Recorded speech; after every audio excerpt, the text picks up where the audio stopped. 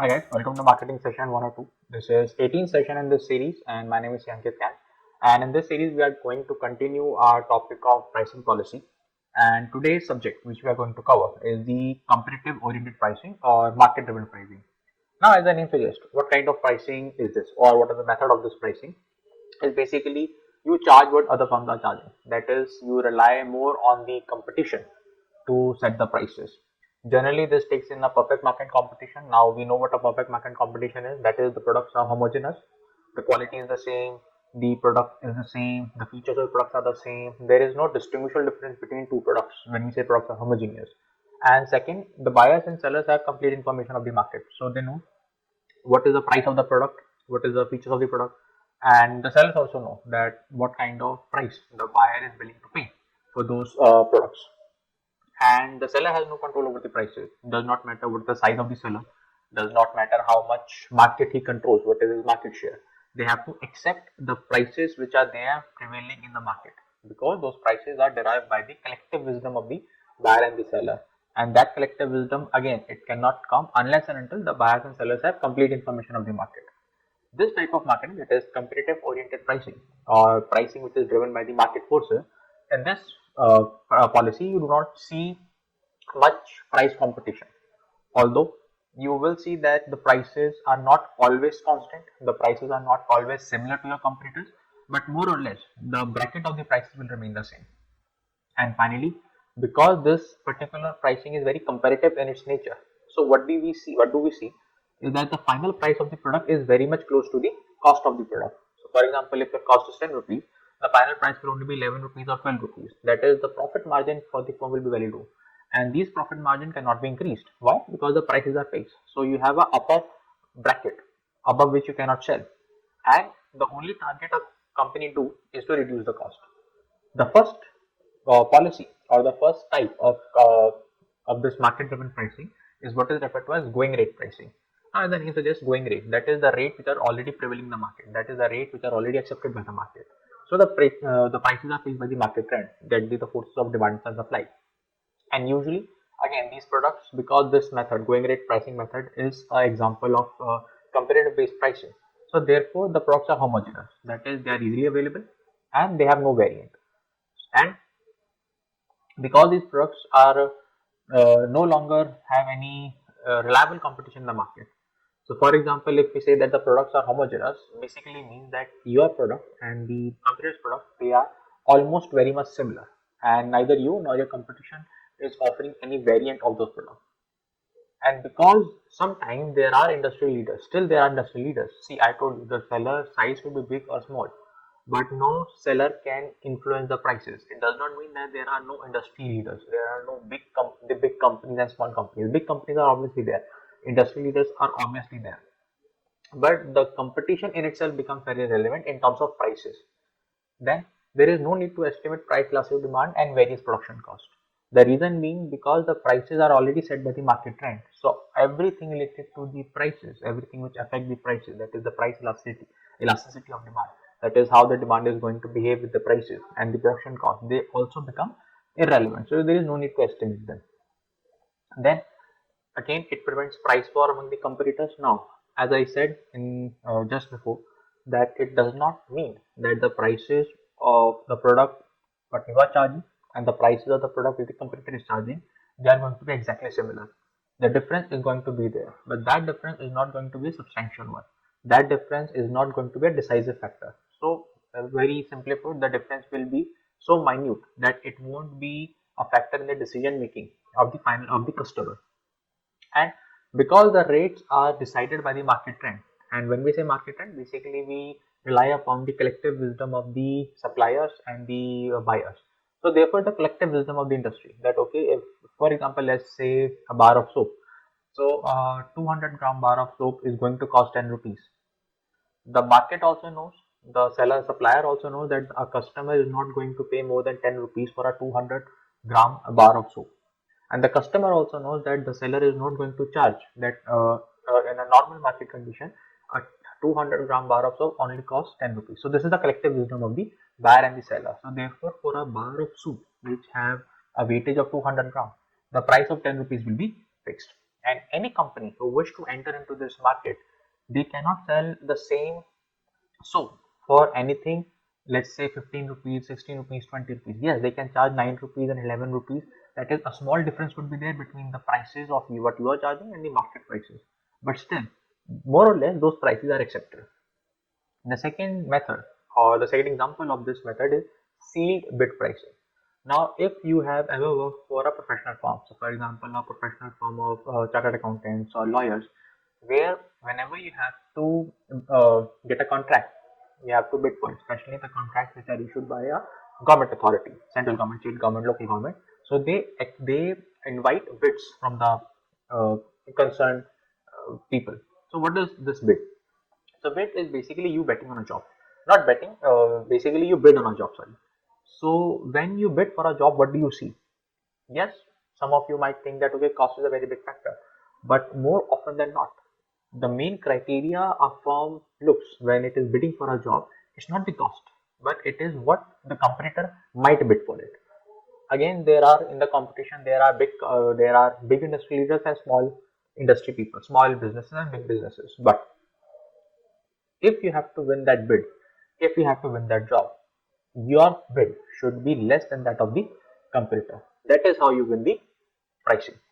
Now, the quoted price cannot be below certain level, below cost. Now, if you are a person who is bidding for a contract, there is certain cost involved to fulfill that contract. Now, when you bid for that job, you make sure that the costs are kept below and the bid price, that is the price you are offering to charge for that job, also remains low. So there is an upper limit also, that is you cannot charge more than your competitors, and there is a lower limit also, that is you cannot charge below the cost. So this difference between the higher price of the bid and the lower price of the bid, it makes up your profit. So this will be expected profit of the company. Now what are the ideal conditions for sale bid pricing? First and foremost, you have to rely on the strong competitors, because you think that strong competitors, they are better and much more in a position to make appropriate prices, because they have worked on the cost a lot.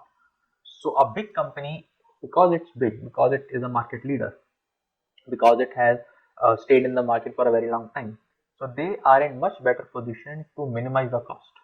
So therefore you rely a lot on them. So therefore I will always make sure that what the strong competitor is charging, and my bid will be influenced by that. So we follow the leader. Second, the price change by the competitors, they have a substantial effect on the company sales. So whenever there is a price change by the competitors, my competitor might increase its bidding price a bit. So for me, it will be easier to get the contract. So it will again affect my company sale. Similarly, if the competitor is charging a much lower cost, below which for me it is not possible to bid for that contract, again my sales will be affected. So the price which are charged by the competitors, they not only affect my company sale, but they substantially affect my company sales. Because again, because it's a method of competitive bidding, the competition is already there. Within that competition, if I have to beat up my competition, I have to make sure that my costs are kept below the competitor. Only then I can charge for a bid which is lower than that. But if my competitor is big enough and they charge their price lower for that bid, for me it will be very difficult to win that. Then the stable cost. If I am in an industry, in my company or in my area of work, if the costs are relatively stable, now what makes up the cost? The raw materials, the labor. Suppose I work for an industry where the raw materials availability varies from season to season or year by year. So in that case, the cost will not be stable. What will happen? I won't be able to maintain a proper cost. So areas or industries where cost could be kept stable, the demand is stable, and other factors production is stable, availability of machines, availability of resources, proper season, proper temperature.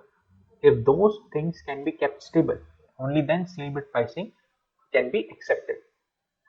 The third method is discriminatory pricing. Now you can assume from the name only, you can have some idea from the name only, discriminatory. Now when we say discriminatory, basically we mean that we are discriminating between two prices. So product is same, the firm sells the product at two or more prices.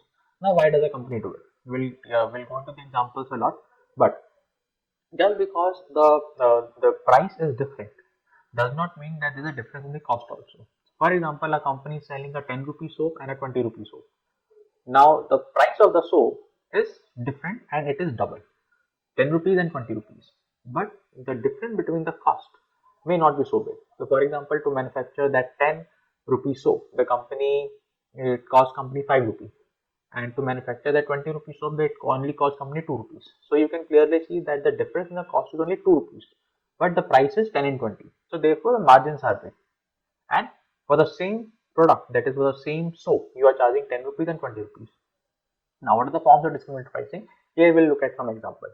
So first of all, discrimination can be happen on the basis of customer segment. So we have all traveled through railways.